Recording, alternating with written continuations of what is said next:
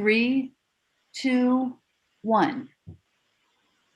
Hello, everyone, and welcome to the 45th episode of the Atlas Society Asks. My name is Jennifer Grossman. My friends know me as JAG. I'm the CEO of the Atlas Society, which, of course, is the leading nonprofit introducing young people to the ideas of Ayn Rand in non-boring ways, like our webinars, like our living history events, like our graphic novels and our animated videos. So today is a big privilege. We are joined by Dr. Art Laffer, and of course, I want to give all of you the opportunity to ask Dr. Laffer your questions directly. So you can get started, get first in line by typing those questions into the Zoom chat. Of course, if you're joining us on Facebook or YouTube, just write them on into the comment section. So Dr. Art Laffer has been called the father of supply-side economics. He is the recipient of the Medal of Freedom Award. I was actually honored to be able to attend that ceremony. He is, of course, famous for the Laffer Curve, which we're going to discuss a little further in the interview. He was a member of President Reagan's economic policy advisory board for both terms, and he was also an advisor to Donald Trump's 2016 presidential campaign. He and our previous webinar guest, Steve Moore, co-authored the 2018 book, Trumponomics, Inside America First Policy to Revive Our Economy, as well as many other books, including The End of Prosperity and The Return to Prosperity, which I've been listening to on audio. So Dr. Laffer, welcome again. Thank you so much for joining us. Thank you, Jag. It's a real pleasure to be with you. So, okay, let's start off with the Laffer Curve. The Smithsonian Institute has the napkin where back in 1974, hard to believe it, also going to want to know what you do to keep looking so young. You outlined what, of course, became known as the Laffer Curve. Can you explain briefly for the uninitiated, what is the Laffer Curve, and maybe a bit more about the circumstances behind that famous napkin? Well, the Laffer Curve precisely is when I stand up and then turn profile. That is the Laffer Curve that you see in the profile there. No, seriously, the Laffer Curve just shows the relationship between tax rates and tax revenues. It's a very straightforward thing. I didn't invent it. It was named by a guy named Jude Winniski. He listed this as the Laffer Curve. And it's been around for at least 1,000 years. They know it was in the Muqaddimah by Ibn Khaldun, and there are references throughout time, but it had been forgotten. In the 50s and 60s and 70s, in tax theory at least, it had been almost totally, completely forgotten. And what it does is it shows that, there are always two tax rates that are associated with the same tax revenue. This is a pedagogic device I'm going to describe to you, not a literal numerical representation of some country. But bottom line is, at zero taxes, you're not going to collect any government revenues. You may have a lot of output, a lot of production, a lot of income, but at a zero tax rate, there'll be no revenues. And likewise, at 100% tax rates, there will also be no revenues because there's no incentive for people to work or produce, and so therefore be no revenues. And between those 2 points, what you find is as you lower tax rates from the high level there, sooner or later someone will start to work and start paying taxes. And likewise, if you raise tax rates at the lowest point, you'll start getting some revenues as well. And it'll map out this curve. I did it with a very linear demand curve, so it's really simple. And I just did it as a pedagogic device to show to my students that there are two effects taxes have on revenues. One is the arithmetic effect, which is obvious, is if you raise tax rates, you collect more revenue per dollar of tax base. But then there's the economic effect, which if you raise tax rates, you reduce the incentives to produce, and there'll be a smaller tax base. And those two always work in opposite directions. And sometimes the tax rate effect works and you're in the normal range of the Laffer curve. And sometimes the tax base effect works, dominates, and then you're in the prohibitive range of the Laffer curve. And politicians had forgotten all about this. And so they assumed every time you raise tax rates by 10%, you would get 10% more revenues. And that's just plain not true. Now, sometimes one wins, sometimes the other. We have to measure to do that, but this is just to illustrate a principle to politicians so they don't go way off the deep end. But as you can see, they still go way off the deep end. Yes, and it looks like they're going to go even further off of the deep end and take us with them soon.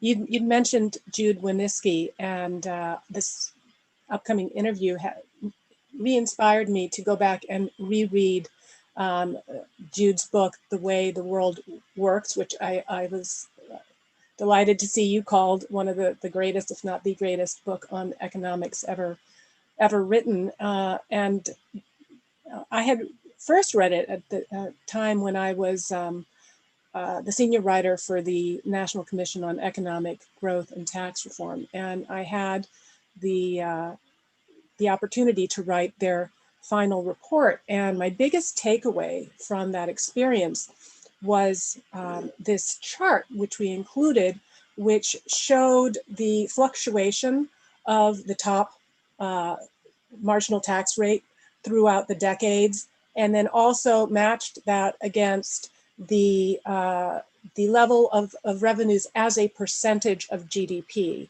And what struck me, that was like 18%. It really remained constant. And so is that kind of a reflection of the Laffer curve? And is that sort of 18% level something that that we can expect and that we should be trying to? If you remember, Jude called that the Hauser Constant. I think he called it back then the Hauser Constant, because that just straight flat line. We went from tax rates of 92.5% Right. to tax rates of 28%.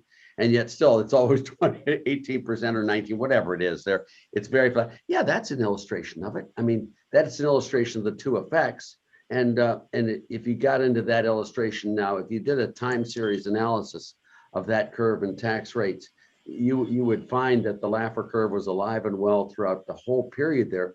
Whenever you raised tax rates in that one, all right, you reduced the tax base by at least the same percentage and didn't collect any more revenues. Why on earth would you ever raise tax rates? Why would you do that? You just don't like rich people? I love rich people. My problem is with poor people. And my problem is I'd like to see poor people become rich, not rich people become poor, is the way I'd like to see the world go. Yeah, well, yes, and of that's a perfect, course, yeah. you know, we are going to continue to replenish the population. We're going to continue to have young people graduate from college or not, decide not to go to college, start off in the world, and they're not going to start off rich, right? And to the extent that we're also welcoming immigrants, we've always been a nation of immigrants. They're going to come here from Somalia or wherever, and usually they're not going to come with a great deal of wealth. Sometimes maybe they will, although why they would want to right now, I'm not sure. But so usually, yeah, they're going to be people coming from desperate circumstances.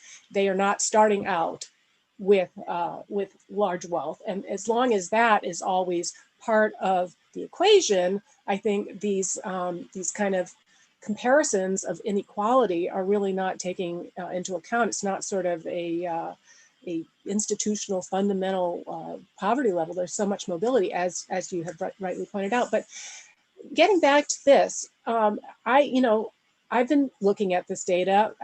It seems like it's pretty obvious. It seems like it's been demonstrated.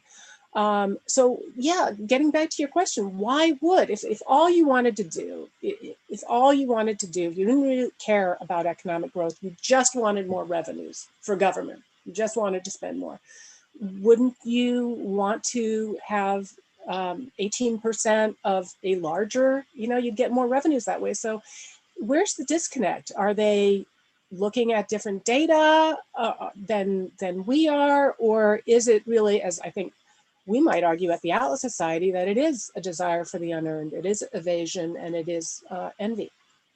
Well, it may be all that, but I don't think the taxes that are in their realm are viewed the same way we look at taxes.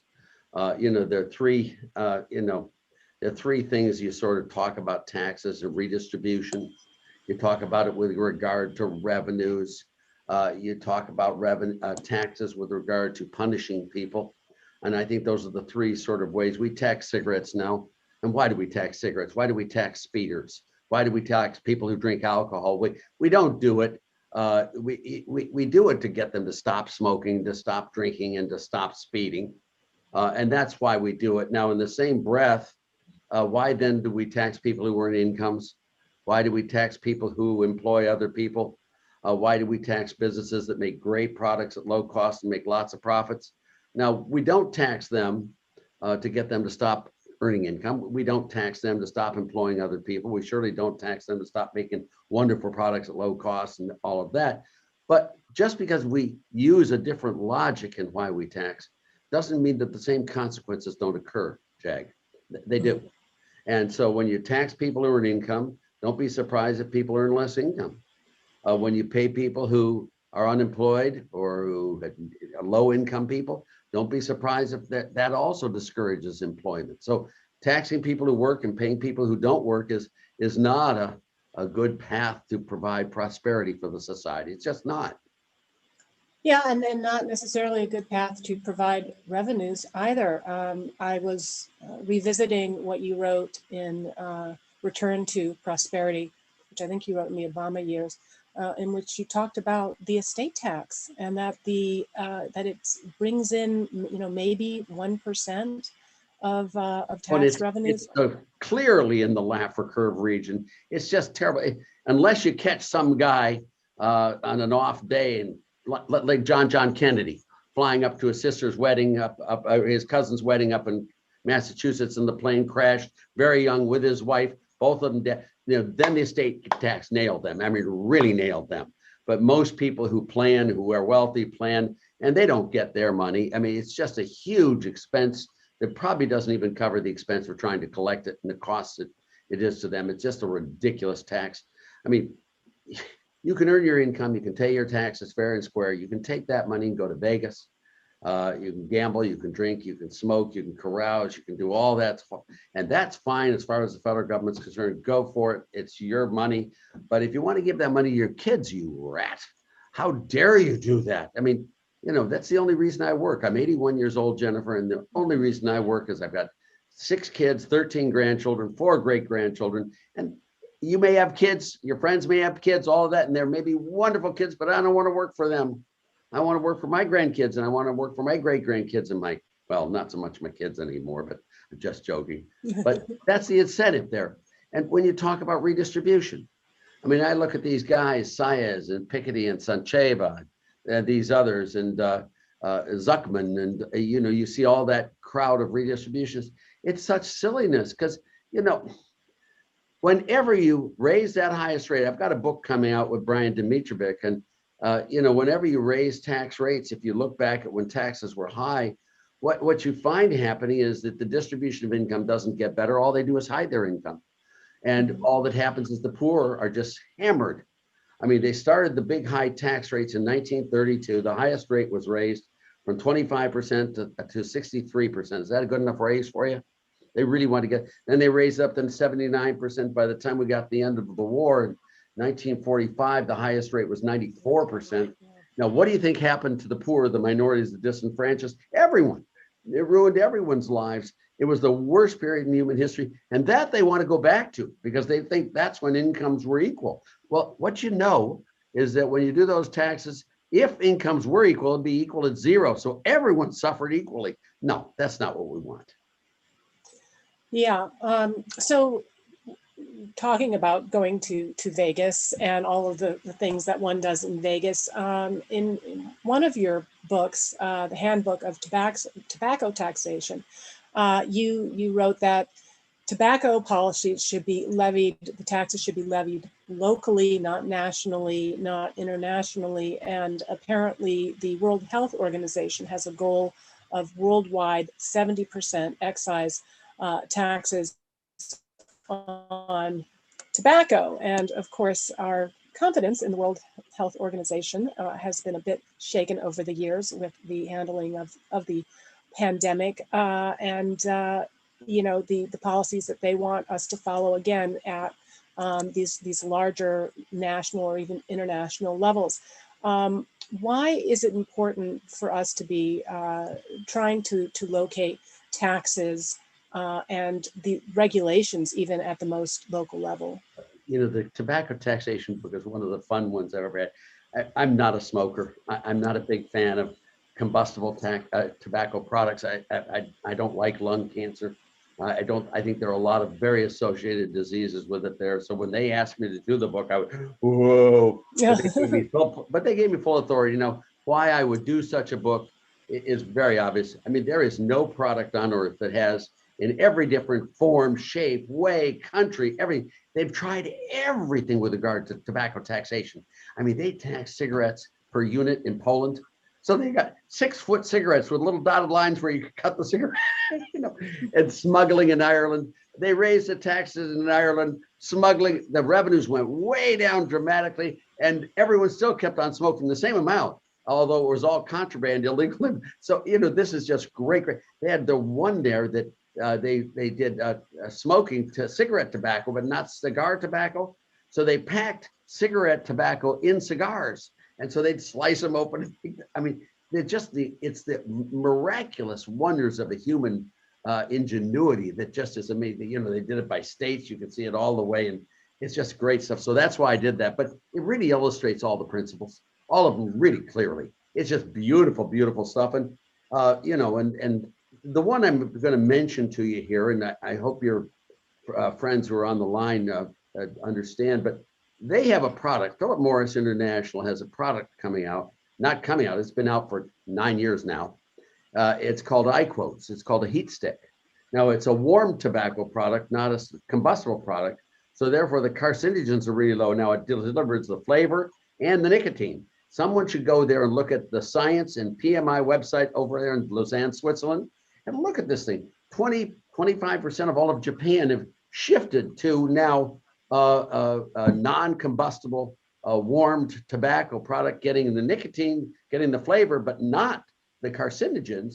And you should see what's happening to this. Now, the World Health Organization, Billy Gates and his buddies are all against it. But, you know, this is the type of ingenuity we need to find, you know, healthy products. I mean, there are a lot of things out there that just need to be made healthy with information, and tax policy can influence that. And does, but you know, when you have this big clump of a wet blanket place and everything, you allow for no variety, ingenuity, or any of that stuff. So I love doing the book. I just loved it because it was so fascinating. But as I said in the introduction, I made them sign a thing that I had total authority over the product, over the content. That, you know, my mom died of lung cancer. She was a smoker, 3 packs a day, and I mean, look at the tobacco, the cigarettes didn't pop into her mouth, light themselves, and force it to go down her lungs. I know she had choice on that, but I still don't like them. But the product, I mean, the responses there. I mean, that tobacco taxation book, I didn't know you even knew about it, but that was one of my technical pieces. And you'll love. I mean, that stuff in there is really fun stuff. It really is. I would highly recommend it. And maybe if we can. Our gremlins here can put some of the links to Dr. Laffer's books in there. That would be great. Some of them are really boring, Jennifer. I learned that you, and I fell down on this. I didn't tell you that I was in Malibu, so you didn't tell me that you were coming to Malibu because I would have hosted a party for you. And of course, you were coming, maybe not back to Malibu, but you were coming back to California because you left California and are now in the city where another one of the Atlas Society's supporters and a previous webinar guest, Andy Puzder, decided to call. I got him to move here. I got him to move here. Look, this I've is known such Andy a small... Puzder for 40 years now, 35 years, and I got him to move here. It's so, I mean, as Larry, and I failed to get him to stay in California, so now we know, well, you know, who really. Let me give you a great quote from a Nashville resident, Larry Gatlin. If you know the Gatlin brothers, sure. It ain't rocket surgery. We have no income tax here, either earned or unearned. We have no death tax, no gift tax. We have the 8th lowest property taxes in the nation. Now, we do have a big sales tax. That's true. All right. But, you know, this is the 3rd lowest tax state in the nation. I think the lowest. I mean, what's not to love? No, we don't have the buildings of New York City. We don't have the beaches of California. We don't have the sailfish fishing down in Florida. We don't have the big mountain with the faces up like South Dakota does. But we're the fastest growing state, one of the fastest growing states in the nation, one of the lowest poverty, big surplus. Our pension funds are fully funded. We've had the biggest improvement in education of any state in the nation, 4th grade math reading, 8th grade math reading, and we've had the biggest reduction in the differences between black and white educational outcomes of any state. But other than that, we're really rotten. I mean, we're not very good. It's just exactly And what you have the music, so you have that. No, I do love the music. Do you? No, you're not. You're not a country western person. No, I am, but I just still can't let go of my Malibu view, and I feel like somebody has to. Now, are you in Point here. Doom here? Are you in Point Doom or where in Malibu? No, I'm actually really close to Pepperdine. So really? On the hills? On the hills, looking out at the ocean. So that's why next time. My favorite singer of all time was at Point Doom on the beach there. Do you know Linda Ronstadt? Of course. I did. Bayou. I loved. Oh, I just think she's wonderful. I'm in love. I did Jerry Brown's Flat Tax when he ran for president. Jerry's one of my dearest friends, and he used to date Linda Ronstadt, and I've got some great stories, but that's probably for another podcast. But let me tell you what Jerry Brown ran on, just so all of your friends can see it. It ain't Republican. It isn't a Democrat. It's economics. Jerry Brown ran on getting rid of all federal taxes, all of them.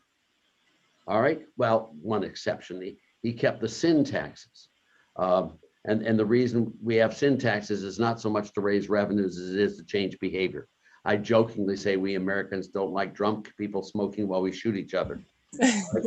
But then he got rid of had 2 flat rate taxes, one on business net sales. If you're a Democrat, you call that value added, and one on personal unadjusted gross income. Again, from the first dollar to the last dollar, it's no deductions, no exemptions, no exclusions, 2 flat rate taxes.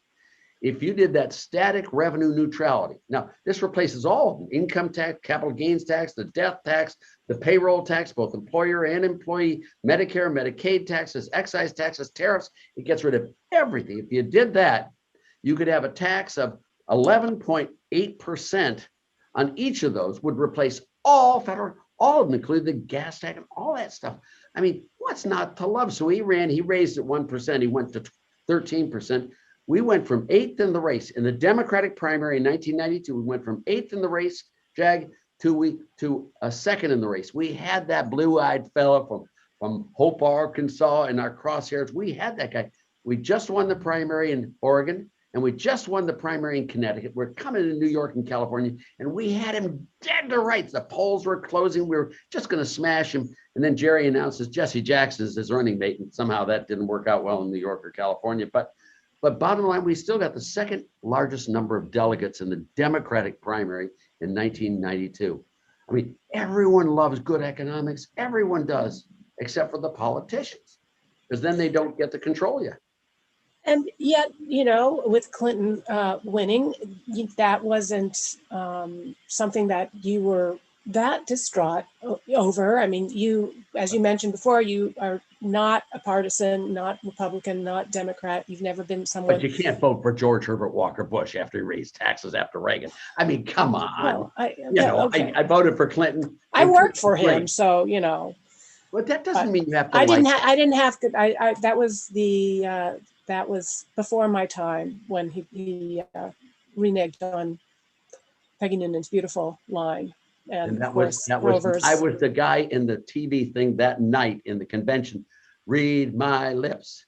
No new taxes. That's the line you're talking about. Yeah. Sam Donaldson had me center line and all the TV here. And that was his promise to me personally. And he broke it.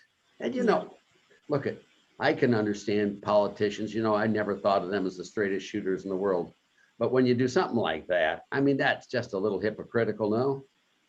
Yeah, I agree. And that's why, we love Grover Norquist. He's been on this show, and he's just been such an important, not only advisor to the Atlas Society, but he is working absolutely every day in every single state. And that tax pledge has just been such a powerful institution, really. And I think, in a way, what you're saying, even though I was sad, I lost the job.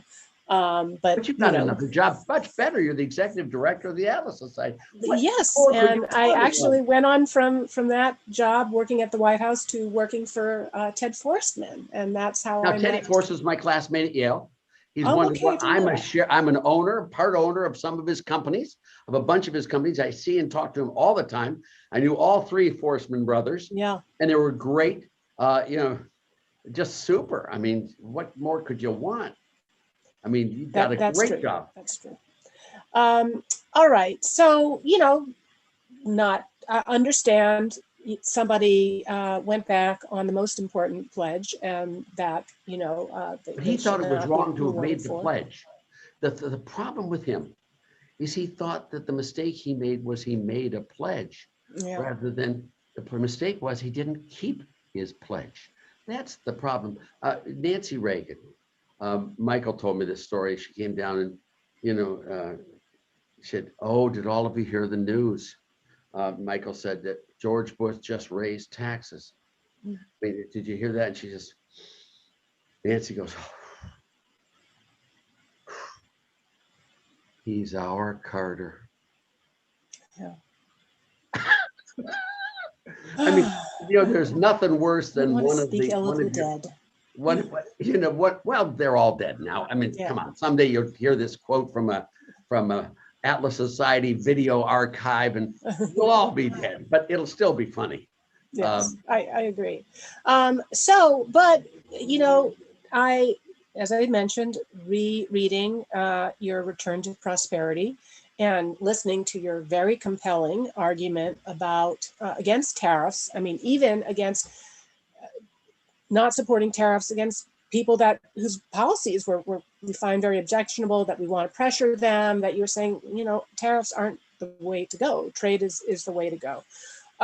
Now, then you also, you advised President Trump, and we tend to think of his trade policies as very different from the ones that you recommended. So maybe is that a misperception? Oh, no, this is Let me go through this with you if I can. And trade is my specialty area. As you know, my book, International Economics, is the big textbook in that. And I did my dissertation in this area and all that.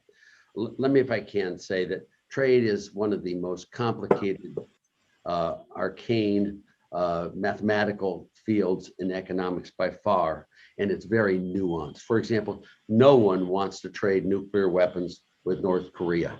No one wants to do that. We raised all of our revenues for the federal government up until 1930, not all of them, but a vast majority of our revenues, federal government revenues, came from tariffs.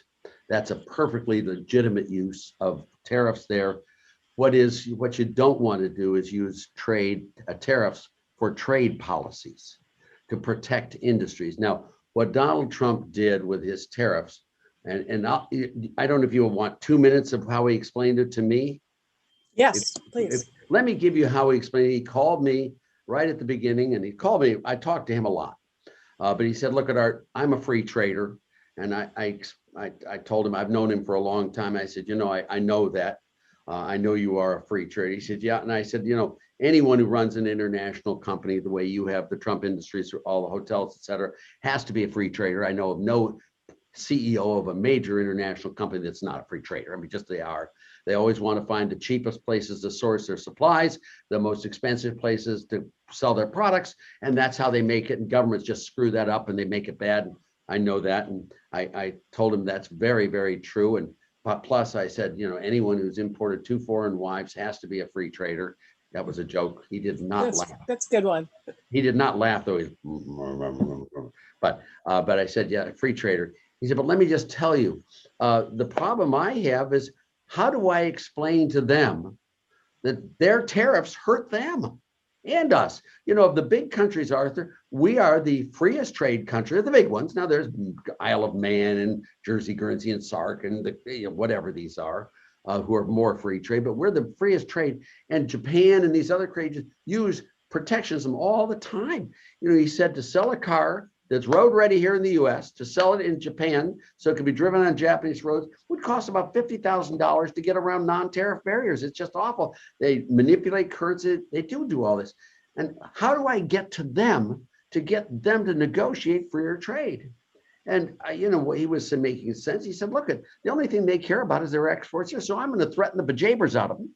I'm going to threaten their markets here and get them to come. And if you look at what happened with USMCA, or you look at what happened with South Korea, even Japan to some extent, they did do freer trade, and that South Korea did a lot freer trade. But he said, I'm using this as a tool to negotiate a better one. He is a negotiator. I am not. Now, in the one G7 meeting that he had in Ottawa, he was going to Singapore to meet with Kim Jong-un. Remember when he met with Kim Jong-un, right? head of North Korea, in there, he had The to body leave. language in that meeting was really something. Well, there were two bodies there. They're big uns. And I shouldn't talk that way. That's body shaming. I don't mean to do that to people, especially if you could see. Well, I should be body shamed more than anyone. You look marvelous. Well, thank you, marvelous, thank you. But he was at the G7, and he apologized to everyone there, the other 6 members there. You know, I've got to leave. I've got to go to Singapore. And please forgive me, but I've got one thing to tell you, and this is true. He said, I have one thing to tell you before I leave, and just one thing. I will right now promise to get rid of all tariffs and non-tariff barriers in the US if you guys will agree to do the same thing in your countries. And they looked at him and went, I mean, this man, I believe, is a free trader, but he's a negotiator. Mm-hmm. And, you know, trade is so nuanced that, you know, when you look at trade, what you want to do is look at what you expect the outcomes to be. Now, to protect a domestic industry so you can get profits in a very inefficient company or business, that's wrong. And when you ever hear me talking about this, that is what I'm talking about, is protectionist of domestic industries. But using it for political purposes, using it for revenues for running government, what, you know. And if I can just finish on the trade stuff, without China, Jag, without China, you know, there would be no Walmart. And without Walmart, there would be no middle class or lower class prosperity. Have you ever gone into a Walmart? And I'm a gardener, and they had all these different types of shovels, long, skinny one, big, fat one, scoopy ones, all these things there. And they're beautiful. I mean, they're perfectly made, $20 each. I just tried to sit back and think of how much would it take me to get something that's a 10th the quality of those things. I mean, trade is wonderful, and having foreign investments in our country is wonderful. China owns about 1.2 trillion of our national debt. Now, let me just, this number. They own about 1.2 trillion of our national debt. They pay us to lend us the money. Their interest is way less than 1%. Inflation's much higher. So they're giving us the money and paying us for taking it. And how do they get rid of it? They don't want that debt to go to zero in value. They've got all these companies in the US operating. They're our biggest cheerleaders on having us do, you know, be very careful, because without China, we're in real trouble. I mean, we just prosper enormously. Now, do we need to get agreements on military and political stuff? But, you know, be very, very careful how you treat them, and make sure you don't pow yourself in the head in some sort of Gunga Din moment of falling down the dung heap dead. I don't want to kill America no matter what the principle is. And I'm really worried about this administration. And I was not worried about Donald Trump. I think Donald Trump understood exactly what I just told you. And, you know, and I'm a free trader beyond free trade. And I thought he did a great job on trade and trying to bring them to the table to get them to cut their tariffs. And they're not tariff barriers. That's a really important distinction that I think too many people just lose, that he was a negotiator, a deal maker first and foremost, and that this was part of how he... Out of me. Have you ever negotiated, Jag? Yeah. I'm a wuss. I'm a wuss. You know, the first thing I do is once the negotiation starts, it gets tense there, I start getting all nervous. I roll up, I curl up in a fetal position, I crawl under my bed, and I start crying. If I have a fallback position, I immediately blurt out my fallback position before the negotiation. I'm no good at negotiating, but he is good. I mean, he's really good. That's, you know, that's something I will keep in mind when we eye down the road, bringing you on board as another senior scholar at the Atlas Society. I will file that away. And Donald Trump, you'd be amazing. Why don't you have him on? Well, we will. I'd love to. And Call among the him. various, okay, do you have his number? I do, as a matter of fact. Okay. All right. Well, we'll talk about that afterwards. And one of the first questions that I would ask him, I don't know if you know this, Art, but he was asked in April of 2016 by USA Today what his favorite book was and who his favorite author was. And he mentioned Ayn Rand and The Fountainhead, and gave a sort of involved answer about how for him it related to not just building things, where you could understand why he liked the book from that regard, but to beauty and to inner emotions. And anyway, and then I would get friends, even friends that were relatively non-antagonistic to Trump, like John Fund, saying, oh, he never read the book. I said, you know what, if you were going to just on the fly come up with a book that, you wanted to tell an interviewer that you had read, you would not say Ayn Rand, right? Because she's relatively, she's controversial.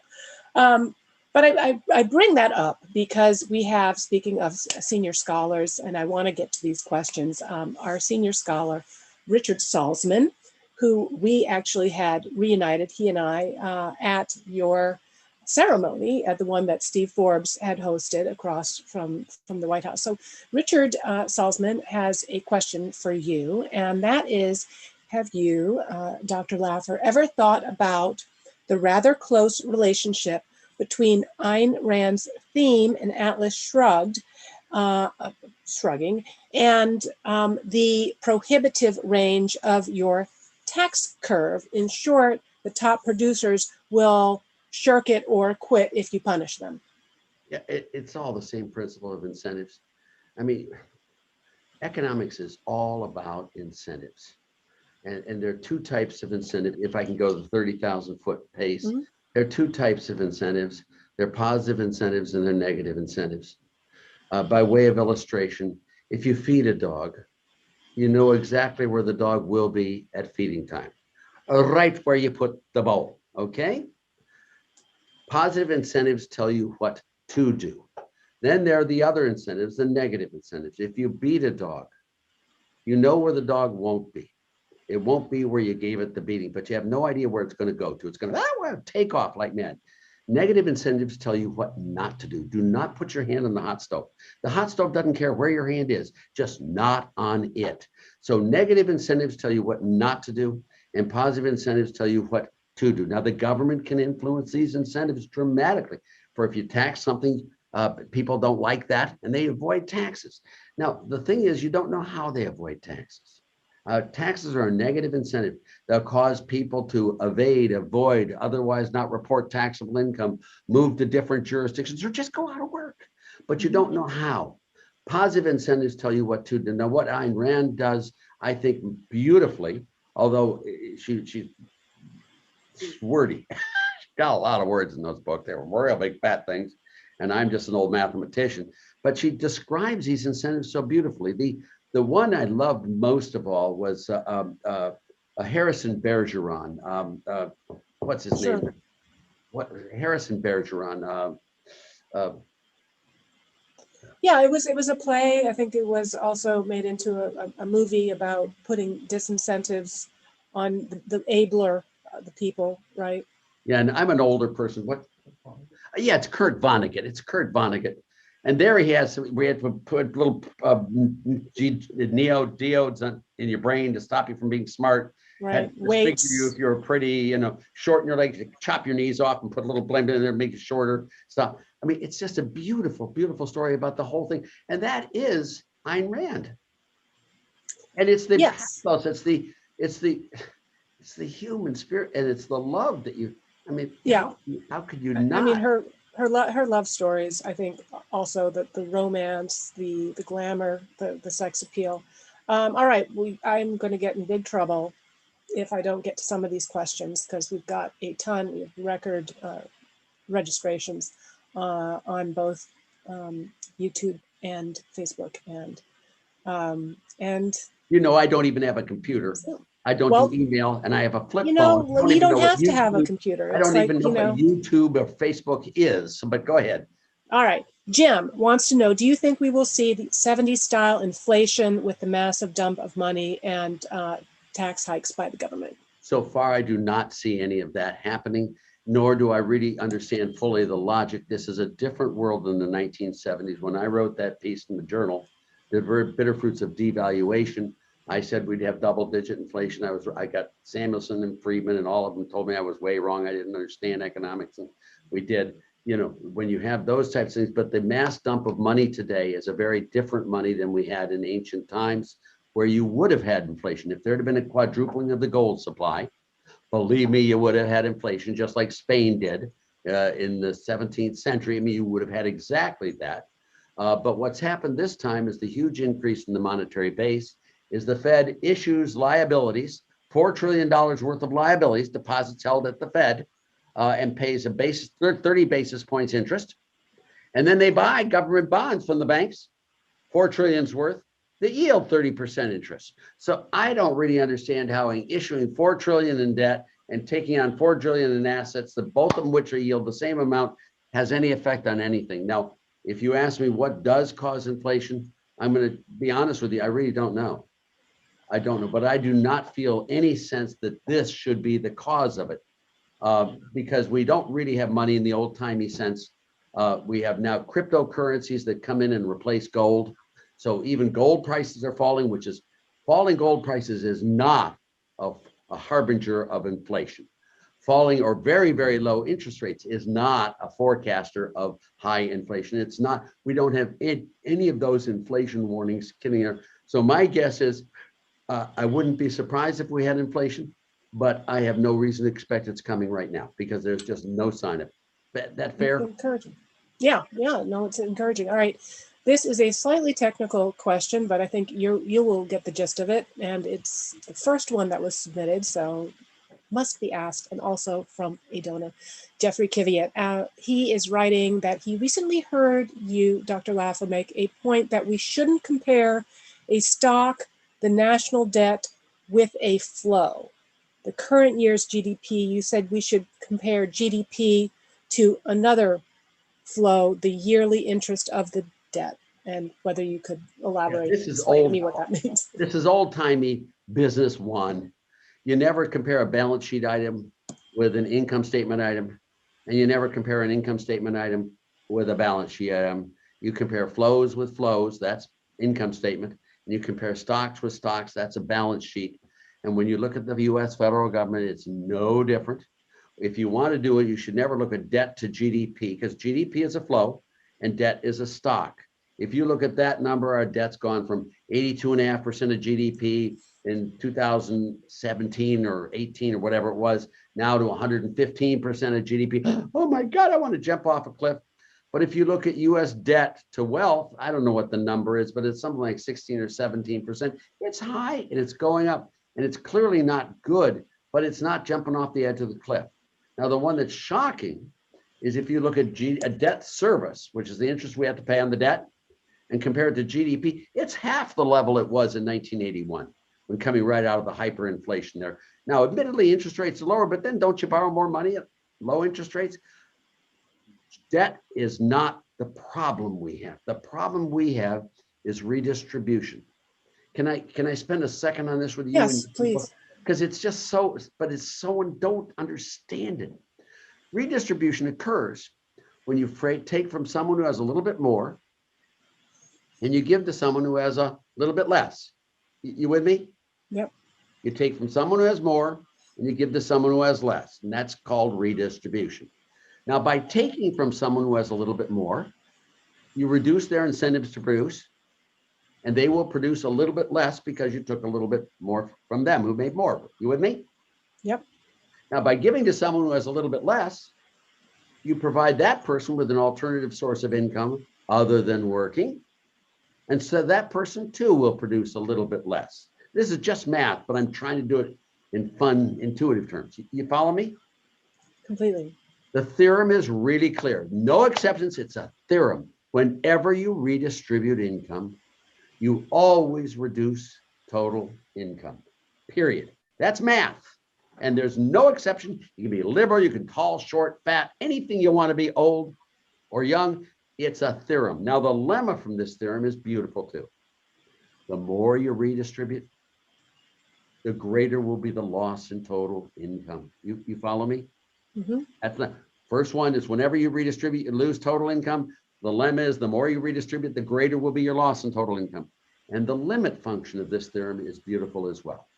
The limit function is if you were to succeed in redistributing income completely so that everyone came out exactly the same, the theorem here says there will be no income whatsoever. Now, let me explain that to you if I can, so it's fun to your group. In order to get everyone to come out exactly the same, what you have to do is you have to tax everyone who earns above the average income, 100% of the excess. You with me? Yep. And you have to subsidize everyone below the average income, 100% up to the average income. Now, if you actually did that, Jennifer, if you actually taxed everyone made above the average income 100% of the excess, and you actually subsidize everyone below the average income up to the average income, I'll stipulate today, counselor, everyone will come out exactly equal. At zero, there will be no income. This is math. I don't give a damn what your ideology is. You can't, the emperor sitting on the beach, the tide's coming in, he's going to get, it's math. You can be Paul Krugman, you can be Saez, you can be Piketty, you can be all these guys. They don't know straight up from Sikkim. They don't understand math. They don't understand these things. They are ideologues pushing a line. And I'd be glad to debate any one of these guys who claims to be an academic. I was in all my classes. They were all in my classes too, and tell me I got better grades than they didn't. In the classes I taught, they didn't do all that well either. I mean, Well, have you ever had the opportunity to? Well, they won't debate. Saez was going to, and then I know I would not do that. No. I mean, they won't for good reason. I mean, I've got this book coming out, which is on when taxes were high. Mm-hmm. It's as I said, it ain't rocket surgery. It's obvious. And can I 1 second to go through what the results are? Whenever you tax a product, the price of that product rises to the consumer, and the price of that product to the supplier falls. So taxes raise it. What they look at is pre-tax, pre-reported distribution of incomes, and show that the pre-tax reported distribution of incomes improve, quote unquote, they say improve, when taxes are high. All that means is that no one reports their income anymore. They find lawyers, they find accountants, they find deferred income specialists, they find favor grabbers, lobbyists. I mean, when you see a group of people hanging with Obama, a group of them, don't think for a moment those are street people trying to explain to Obama what it's like being poor. No, it's not. These are tax guys from Goldman Sachs flipping back and forth, doing their trades, their straddles, their whole stuff. Low rate, broad-based flat tax, Jerry Brown. There's nothing wrong with Warren Buffett doing what he does, but Warren Buffett in his letter said he paid $7 million in taxes in the year he, according to Haig-Simon definition, made $12.5 billion. His effective tax rate was 0.06% legally. All great. I love Warren Buffett. I love it. And he's just doing what he should be doing. But if we had a low rate, broad-based flat tax, he'd have paid, what, $1.5 billion in taxes? And he would have loved it more. And he just wouldn't have had to use all the shelters and all the stuff there. These guys don't understand how you do a tax return. They don't understand this stuff. They are just, and then we subsidize them with tax exempt industries, which are called universities. They're 501c3s. We say they don't even know any of their contributors. They've never responded to an incentive in their life. And they sit there, I think his income at Berkeley is like $400,000 if you look at the Berkeley spread. Hello, help us. Get rid of all of these tax exempt organizations at one low rate, broad-based flat tax and be done with it. And okay, but until we do that, everybody, okay. Yes, until we do that, and I'm all with Dr. Laffer on this, but until we do that, remember the Atlas Society is a nonprofit, and you want to lower your. But they would give to you, Jag, because of what you do, not because you're taxed. No, I agree. I wouldn't be doing my fiduciary duty if I didn't put in a plug. But I agree with you. All right, we got a question. Just Thomas writes. He was asking, where is Dr. Laffer located? Well, that's good because we were talking about it back and forth. he thought you were located in Montana, but no, he is located in Nashville, Tennessee, along with our beloved Andy Puzzer. Okay, Arthur Holtz, another one of our donors, says, considering the incredible and disturbing governmental departments and infrastructures built up around huge tax revenues, what is the best way to reverse course? I mean, would a flat tax help us to No. reverse course? Or The greed for revenue would always be there with this. Arthur Holtz, did you say it was? yes, What a cool question. The way you handle this issue is the way you handle every other issue in economics. It's all about incentives, Jag. Now, if you're a politician, what are the consequences of you raising taxes and collecting more money? None. Absolutely none. I mean, if you look at two companies, Company A and Company B, Company A has all of its officers and directors get paid very high salaries. They have no stock options. They don't own any stock of their own. Company B is the exact same company, but the officers and directors have low salaries. They got a lot of stock options. They all own a lot of stock. Which one of those two companies would you rather invest in? The one where the incentives are aligned. Our incentives with our politicians are not aligned. You remember Jimmy Stewart, Mr. Smith Goes to Washington? Remember the movie? Yeah. Oh, it was wonderful. Comes there with the he's just imbued with helping a better altruism, all crying out there. And imagine it. He lowers the unemployment rate. He lowers the poverty rate. He lowers inflation. He creates prosperity. The stock market soars. The enemies of America are pushed offshore. What happened to that congressman's salary? Nothing. Now his evil twin comes in. He comes to Washington, does just the opposite. Poverty rates go way up. Little kids are committing suicides in the streets. The orphanages are stuffed full of people. The fields are dry. The profits of the country, the enemies are coming up on the beaches of America. What happens to that guy's salary? Nothing. The problem with this society and the problem with democracy, if I may say, and the real problem is these people are not incentivized to behave correctly. And how would you get them incentivized to behave correctly? Put them all on commission. Jag, imagine 3% growth. Congress, you get your salary. Hey, it's yours. Got 3% growth. 4% growth will double your salary. 5% growth. My God, we'll triple your salary. 2% growth. I'm sorry, you're not going to get any checks from us. 1% growth. You owe us the money back. They would never vote the way they vote today. They vote today to get all sorts of sliggles and swoggles and swoogle and things and buy, corrupt. I use corrupt not in an illegal sense, corrupt in a morally corrupt. An Ayn Rand sense. Exactly. It's corrupt to the fundamental core. We need to put politicians on commission, just like we do everything else. And incentive structure should be every department and agency all the way down. Make them simple enough so that people can understand them and follow them. You don't want them so complicated so it takes a trial lawyer to get it. You want to make it really straightforward. That's what you do. And if we don't put politicians on commission, democracy will not survive very long because they're going to make extra money. And they're going to do it by corrupting the system, not by doing. Look at this administration. Look at the corruption that exists. And I mean the corruption in the core. Look at it in Russia with Putin. He's the wealthiest man in the world. Duh. He's got the most guns of any man in the world.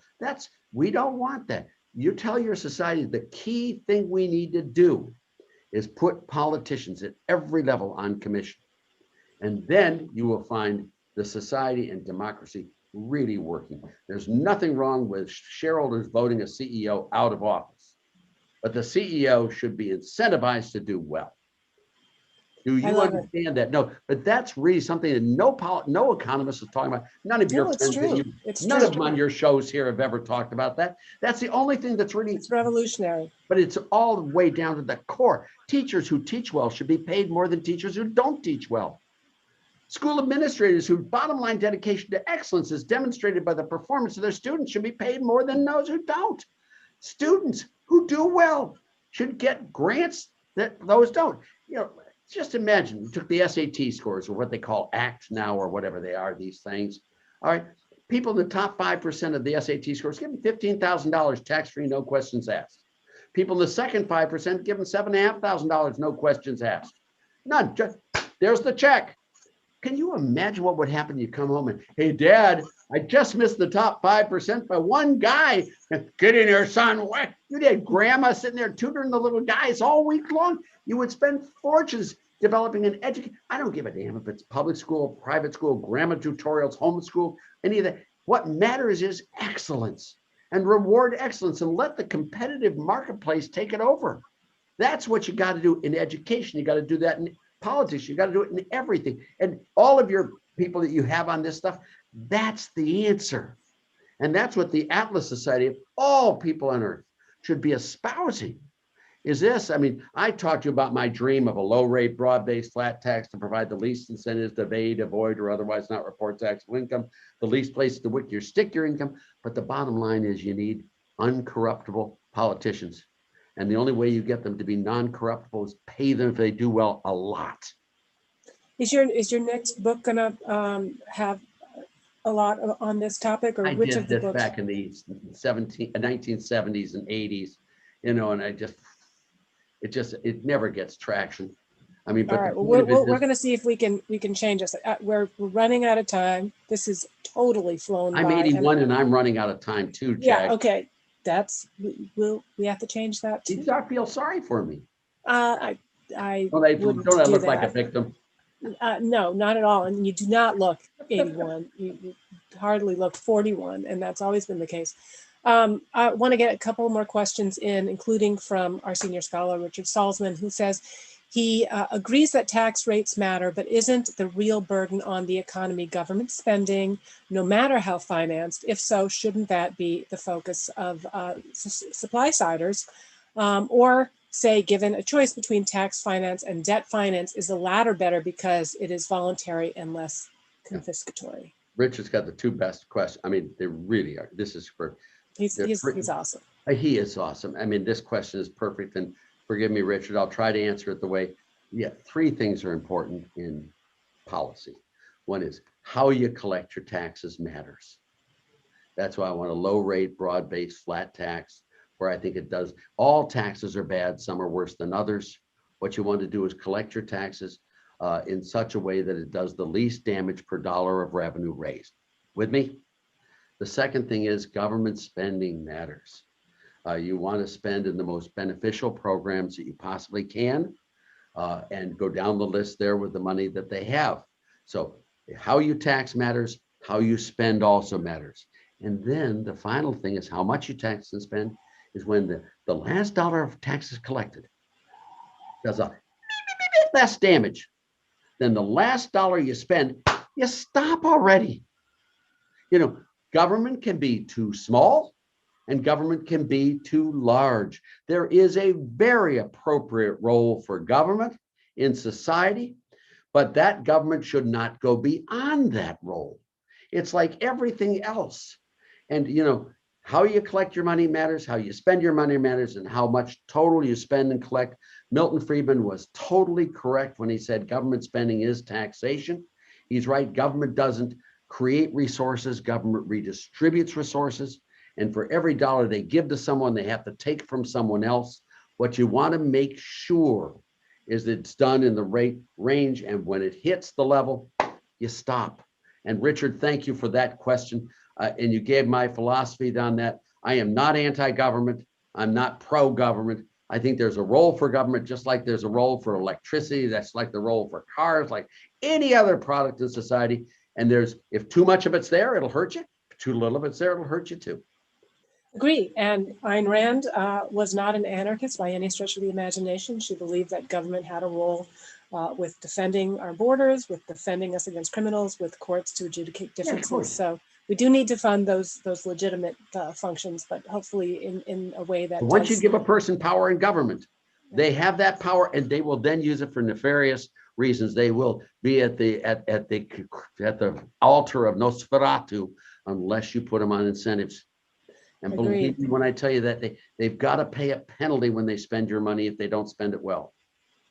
And they got to be reported. I am sensing a platform for the next presidential campaign. That should be. I tried this idea out with Jared. He didn't go for it.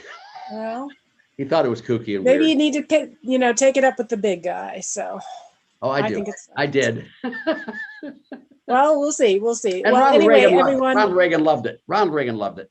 But you know, my godfather was Justin Dart, as you probably know, if you remember Justin Dart, and he was Ronald Reagan's best friend. That's how I got the relationship I had with Reagan, the real president.